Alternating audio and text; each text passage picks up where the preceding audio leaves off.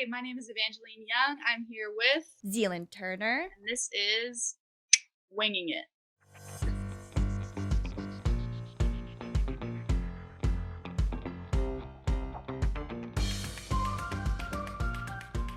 I worked on this show called Emergence, which was on ABC. And that was a really, really special project to work on because originally my part was just supposed to be like 2 lines in an episode.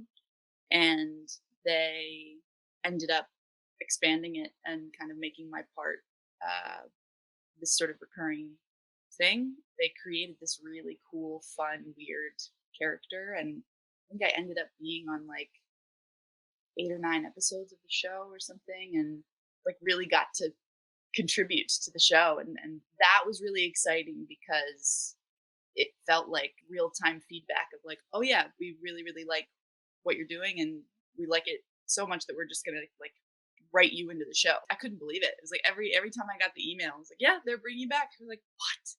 This is so cool, and it was so fun. Do you feel like you got to provide some direction for the development of that character, or do you feel like you were kind of just on the roller coaster, on the ride, and just like, okay, whatever turn we're taking, let's go? I made a couple of choices with the part when it was just these 2 lines that I think the writers saw and thought was interesting, and I was like playing basically the lead of the show is this chief of police on Long Island, and I was playing her assistant, but I was sort of this like sassy, Long Island chick. I I can think, see it in your face right now, just kind of talking about it. yeah, I'm like getting into it again. Yeah, yeah. But so I think they maybe saw some traces of that, and then just like really really ran with it, and I had so much fun doing that and kind of leaning into that, and they made that character just like weird and fun in awesome ways, and just made her interesting. In that movie called Jane, I got to work a little bit with Sigourney Weaver, and that was really kind of a thrill of a lifetime. She's just really a person to kind of like look up to and emulate, and she was so kind and very kind of unself-conscious and silly and humble, but then was so just on top of her stuff and good, and that was something I'll never forget.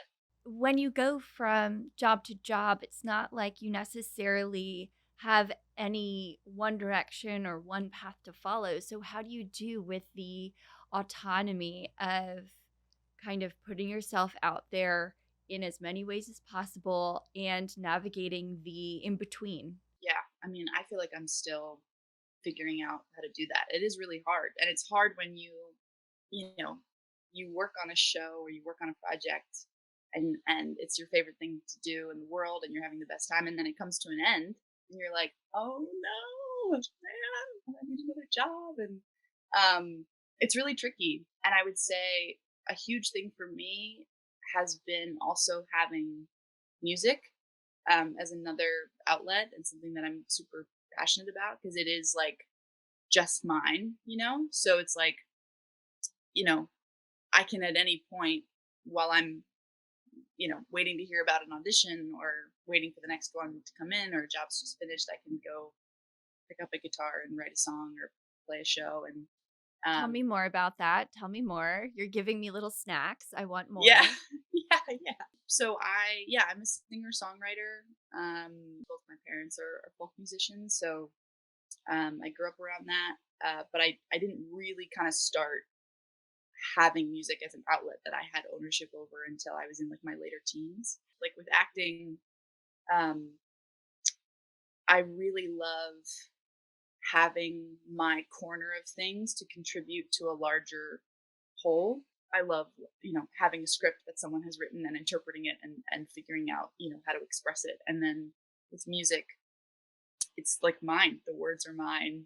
It's my, you know, I'm writing about things that are personal to me, um and there's still a lot of collaboration. I play solo sometimes, I play with bands. So I get a lot of that same kind of collaboration, but it's more kind of coming from me.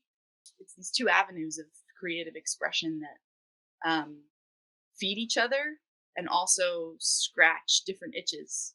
I know it's completely different. So, can you talk to me a little bit about the emotional life that you're kind of uh, touching on that goes into when you bring yourself to a character in an acting role versus when you're writing and making your own music and you're clearly also bringing your emotional life to it. There's different ways of talking about that, but can you tell me a little bit about that process for you? Both in acting and music, even if I'm not, playing a character who is exactly like me and has lived a similar life to me or whatever, um, I'm still expressing really personal things and sides of myself that I don't get to all the time in life. It's like kind of dialing different parts of yourself up and down depending on who you're playing. And sometimes you can bring a ton of yourself to it, or it's like, oh, it's really like the part of me that, this like silly, weird part of myself, or the part of myself that is really sensitive or whatever. And it's not dissimilar at all with music. Um, and, depending on what kind of a song I'm writing, you know, what story of my life or experience I'm talking about, um, it's still expressing different facets of myself and different parts of myself. Do you think you would like to bring the music side of your life into the acting world, or do you feel like, no, they are separate for a reason? I need them. I need to, control this environment for myself and have that be mine. And let's Mm, not mix work and play. I I love when those things can come together, and I've had the chance to do that in short films I've done, and I've done like plays with music. I don't do as many like musicals, but I've done like theater with music, and um, I've played musicians and singer songwriters. I've written some songs for films, and when that can come together, it's almost like overwhelmingly great because um, also music is such a way into human beings, right? So if I'm playing a character who plays music or loves music, whatever, that's a huge way in to that person. It's like too much dessert or something. It's great. Like getting the chances I've had to bring those things together. I want to do as much of that as possible, and it's great because they're sort of inherently separate things. Um, so I don't worry too much about them like mixing in a way that I don't like. It's more just like um, the chances I get to have them come together, it's really exciting for me. If I can pull you back to high school for just a moment, do you feel like you went into your high school career at CPFA with a mission, a direction? You knew exactly what you wanted to get from it, and you were like, perfect. They have the tools, they have the resources, they have the teachers, let's go. Or do you feel like you were more or less looking for maybe some kind of art program and you found out pretty quickly that you had a path that you could follow there? Like I've always wanted to be an actor, always, always. From the time I was a small child, I was like, this thing makes sense to me, and I love doing it. You come in with a lot of passion, and you get into that like audition interview, and you're like, I love to act, and they're like, that's awesome. Also, you should like take a dance class or like a sculpture class. You should do that, or a puppetry class. In my case, that was one of the classes they offered there at the time. Um, and so they really encourage a well-rounded approach in addition to kind of giving you all these opportunities to pursue the things you're really passionate about. They're like, get out of your comfort zone a little bit and try this other thing, um, which I just think is so healthy and just promotes just like well-rounded artists and human beings and curiosity. It's kind of the ideal scenario. And so through that, even though again I was in acting classes and doing the plays there, I got back into dance. I danced like a long time ago when I was a littler kid. It became such a passion of mine while I was there, and such an amazing thing for my body to just be so in my body, which is also something that obviously very much feeds into both my acting work and music.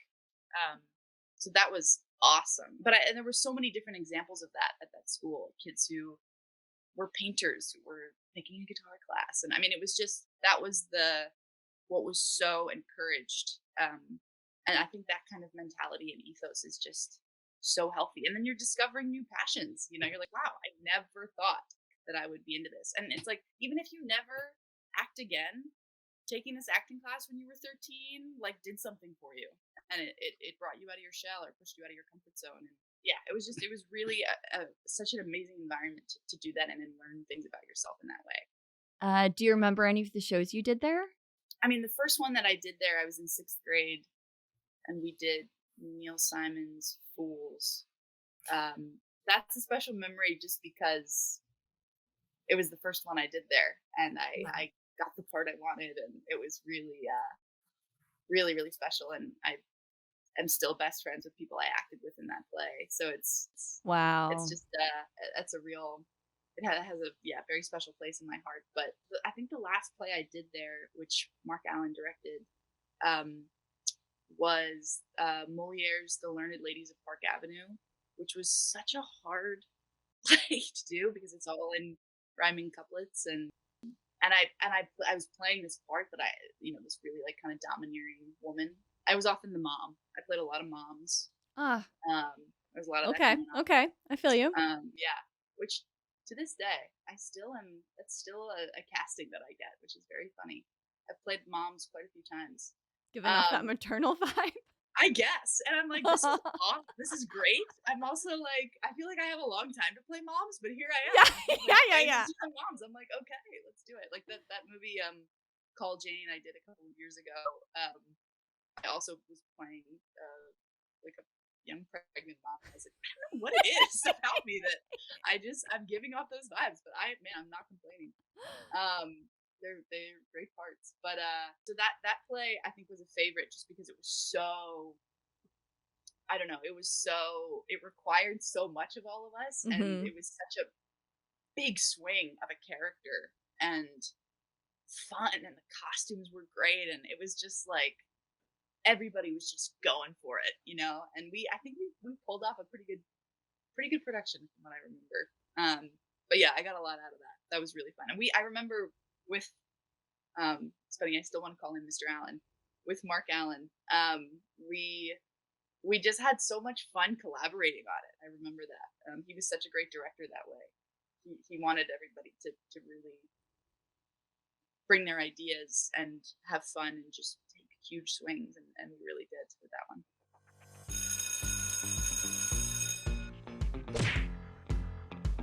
I'm going to let you take the lead here, but I'll be right behind you trying to think of things too. My brain has never been the same since I had children, so I'm going to put that out there. Okay. But we're going to try. We're going to go. We're going to get through as many of these as possible in 120 seconds. And I feel like I'm warming up my whole body because I'm getting ready. Oh, wow. Okay. Awesome. Yeah. Are you ready? Yeah, I really have no idea what's about to happen. Yeah, this is new for both of us. So just know that. Here we go. Awesome. Okay. Just things that are sticky. Jam. Something you keep hidden. Jewelry. Stones/gems. Jasper. Oh, very good. Very good. Tourist attractions. Why was I going to say Jack and the Beanstalk? All right, we're moving on. Items in a vending machine. Juju fees. I think we're going to take it. Okay. Names used in the Bible. James. Math terms. Math terms? The beginning to J? Yeah. No. I have no idea. Okay, we're moving on because I'm 0%. 0%. Things that make you smile. Jingle bells. Okay. I couldn't. So yeah, get it. Excuses for being late. Just missed the train. So real. Vacation spots. Jamaica. Yeah. Queens. Yeah. Oh, I love vacationing to Jamaica, Queens. Destination spot. It is. Animals. Jaguar. Okay, and things you're allergic to. Jaguars. Okay, great. We win. Yeah. 10 seconds on the clock. Math term? Justification? Is that a math term? Could I make 100%. that one? 100%. Community is super important. having an artistic community that you can feel supported and uplifted by, whether that's through school or projects you work on, whatever it is. Fostering that is really, really important because this is a hard thing to do. And so doing it next to people who are in your corner is, I think, a really, really huge deal. Well, it's the little things that make the world a better place. You don't have to be a hero. You can shovel the nice old lady next door that can't shovel her lawn. Grab a mail for her. Many small acts of kindness done by many, many people has a bigger impact than, one stupendous event.